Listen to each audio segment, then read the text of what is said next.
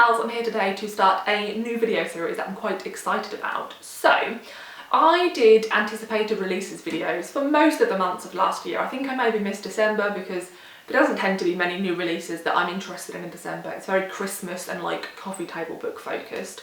So, I thought when I started doing my anticipated releases videos last year that I should revisit those videos a year on to see if I actually read the books that I talk about to you and to see if I enjoy them, because I'm aware that I read a lot of front list, I read a lot of new releases, and I want to see if that's worth doing, to see if I actually enjoy the books that I think I'll enjoy and whether it's worth putting as many books as I do on my anticipated releases lists. So last January I had 8 books on the list, and what I decided to do with these videos is to not remind myself of what these books were about or what I thought of them, because I think we should see like if they stood the test of time as Albus and see if I can remember what they were about.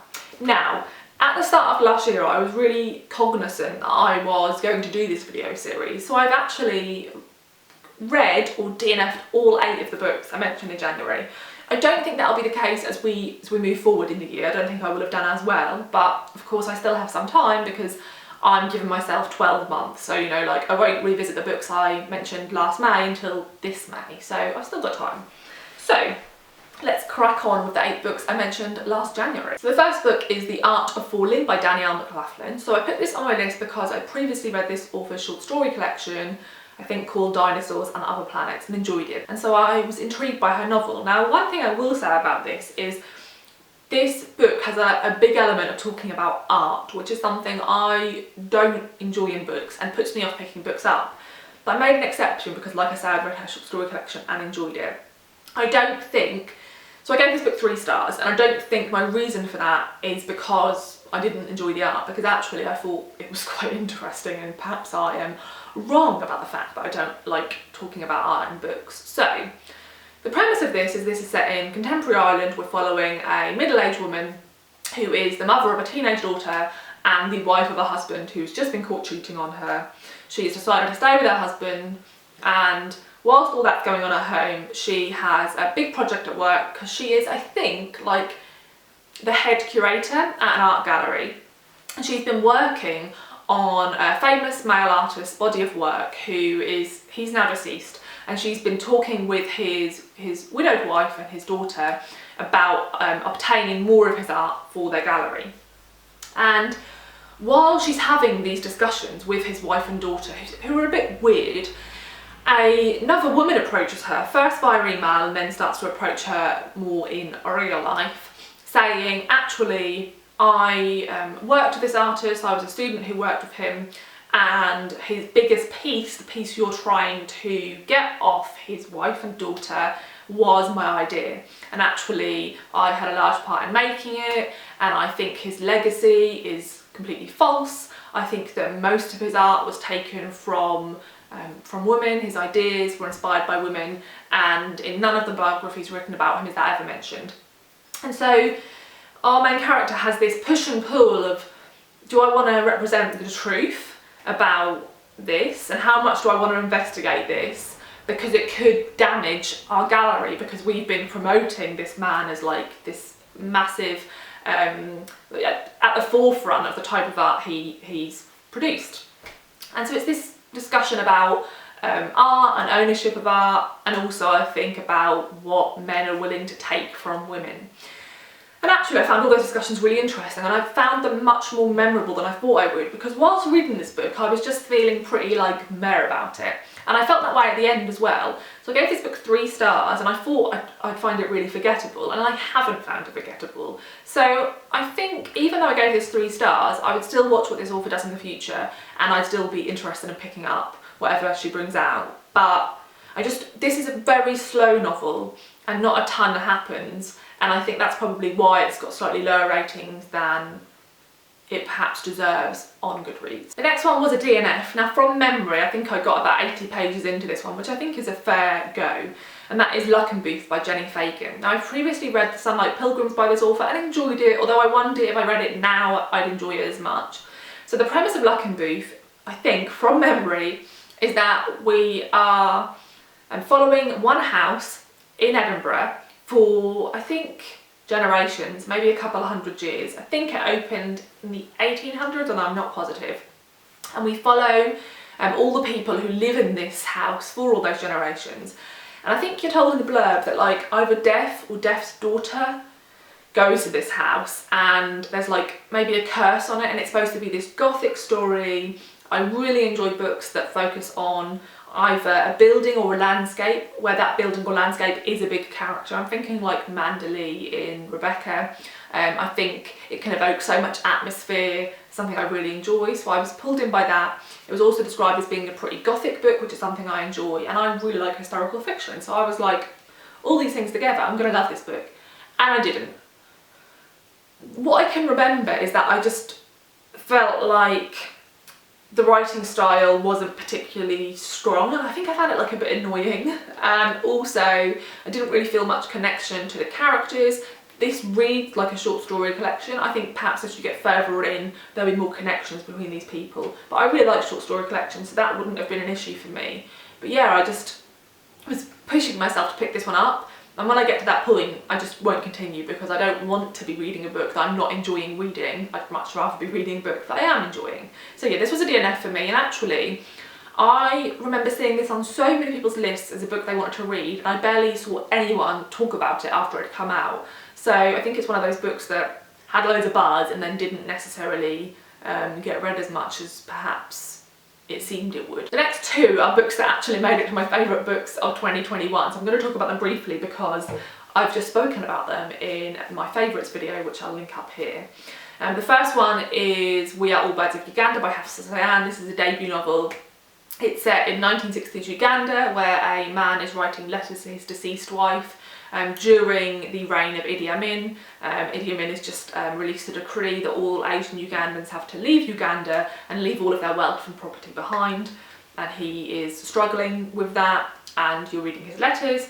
And then in the present day, you're following a young man who is a really successful, I think, lawyer in London, but he is really sort of struggling, feeling disconnected from his life, and he decides to go back to Uganda, which is where his family are from.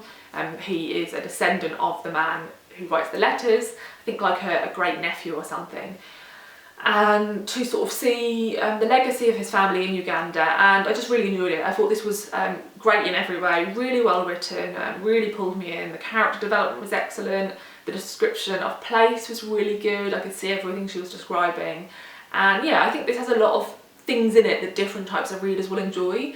So again, this is one I haven't heard loads about, but I think it's coming out in paperback quite soon, so I'm hoping to see more people pick this one up. And then we have A Room Called Earth by Madeleine. This has the best cover ever in the UK. This is a book that's set across probably like 18 hours. I read this in one sitting, which I'd really recommend. Gave this 5 stars. We're following a woman who's probably like late 20s, early 30s. She lives alone and she's getting ready to go to a house party alone. And she is neurodiverse. This is by a neurodiverse author, and we just follow her thoughts. What she thinks while she's getting ready for the party, her expectations of the party, all the different topics she touches on, and then what it's like when she gets to the party. She likes to sort of watch people, and as she watches these people, she sort of comments to you about the way in which she thinks people act falsely and why people might do that and how it doesn't make sense to her. I think it's a really interesting commentary on how people want to keep up an appearance, how people want to present a certain version of themselves, especially at things like parties, how socially awkward it is, but how most people won't acknowledge that. And I just really enjoyed this. I thought it was an absolute delight, and I would definitely read anything this author brings out in the future. The next two were super buzzy books, the first one being Lust by Leilani. Now, I think I gave this one 3 stars, and I remember thinking that there was a few things about this book that like tick my boxes as being things I don't enjoy, but actually I feel like this one has stuck with me quite a lot. So yeah, it's weird because I didn't feel like I enjoyed it that much whilst reading it, although there were sections I really enjoyed. But I feel like I would definitely pick up what she brings out in the future, and like I say, it's just stuck with me. So I'm sure you know what this is about, but it follows a woman who's probably in her late 20s, I think. She is a young black woman and she starts to date an older white man who is married, and he says his wife knows that he is sleeping with other women. And at a certain point in the book, she ends up living with them, and they have an adopted daughter who is also black, and she sort of builds this relationship with the daughter, which was my favourite like sections of the novel, hands down. Really enjoyed those sections.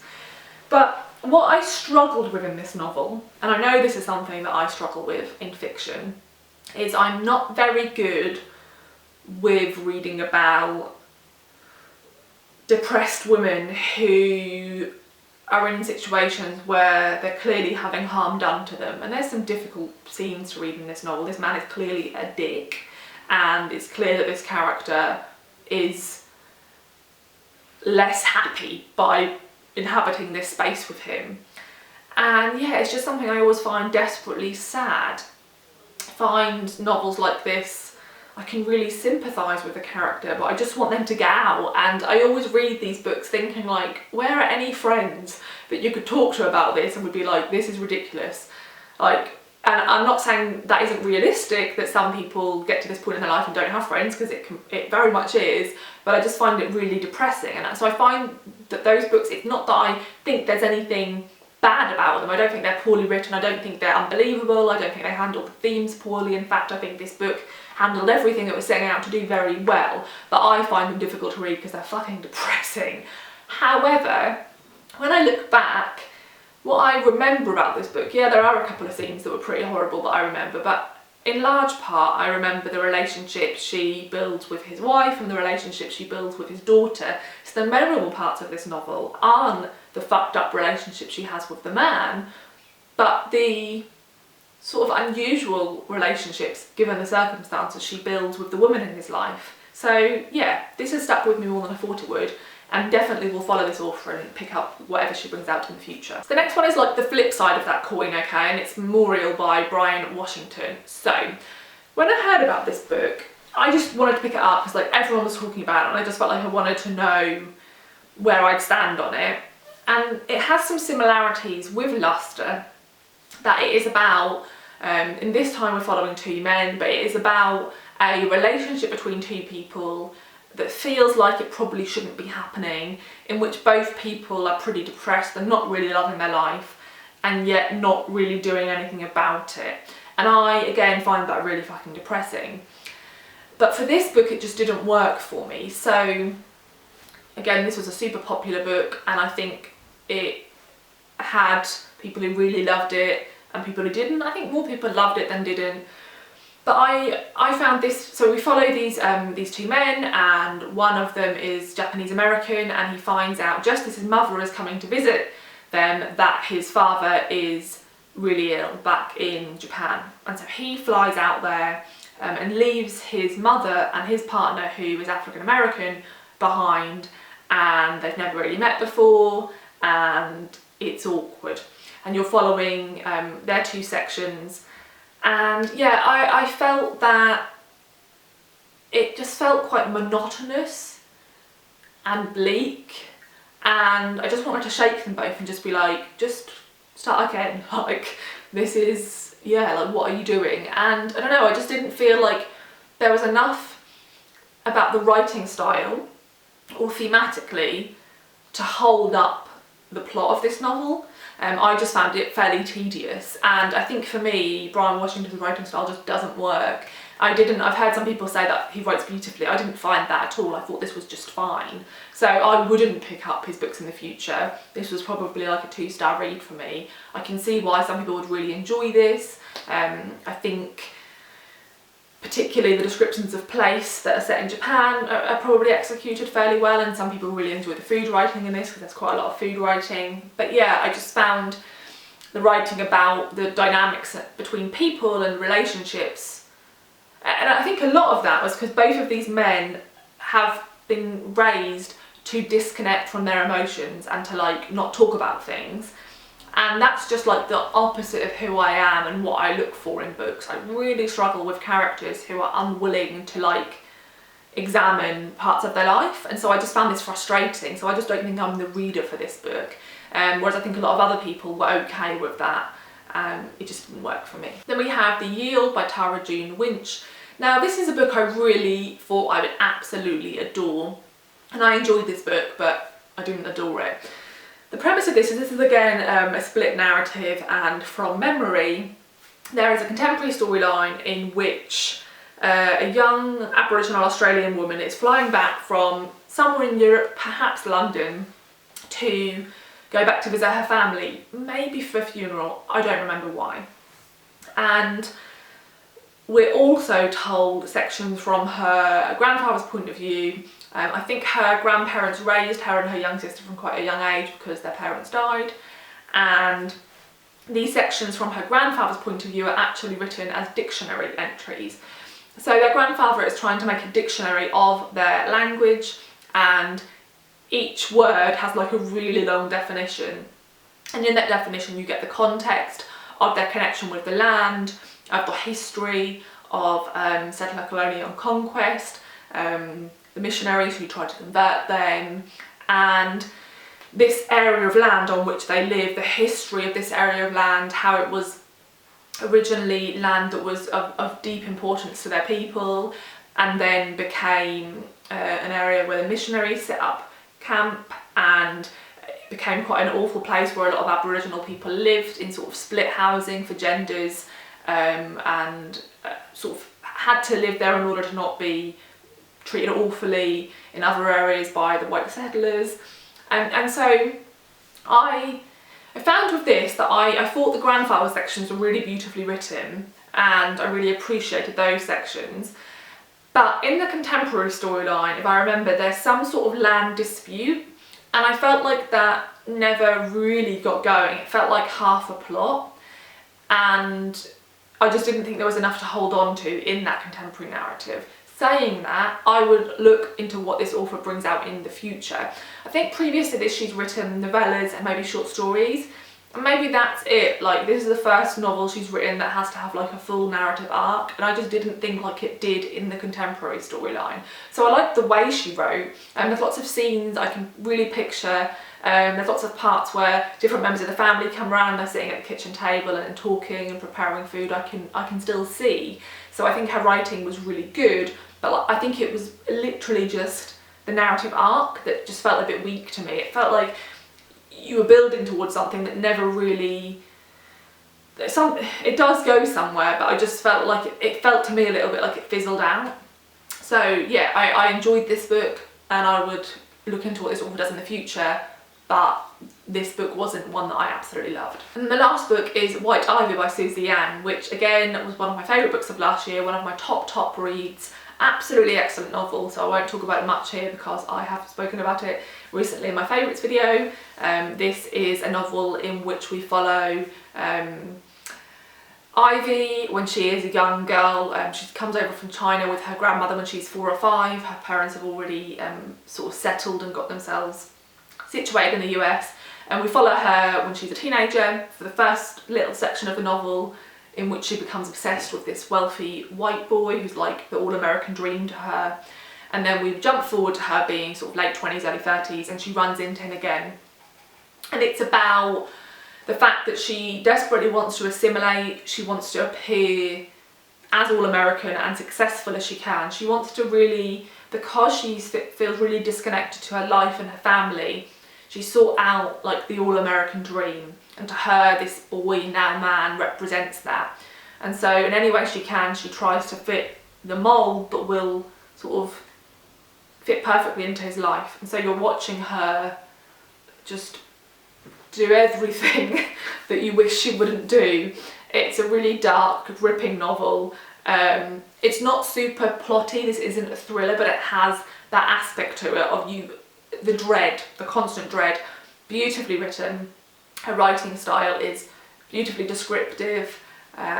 Shocked still that this is a debut novel, so I loved it. So I feel like, like I said, I read, did I only DNF one of them? Yes, I did. So out of 8, I read 7 and DNF'd 1, and 3 of them that I read made it to my favourite books of the year. So, and even out of the other ones, like I've said, with The Art of Falling, Luster and The Yield, I would still look into what these authors did in the future.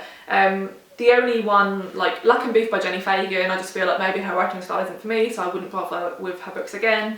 And Memorial by Bryan Washington, same. I just don't think his writing style works for me, so I wouldn't pick up anything by him again. But other than that, all of these authors are authors I would revisit, and I think it was super successful. So I think I did pretty well with selecting the books that I was really excited about, and yeah, I at least attempted to read them all. Let's see if that happens in the later videos. So let me know if you had any of these on your list. If you did you get to them? What did you think of them? And yeah, did you have any books last January that you were super excited about? Did you manage to read them?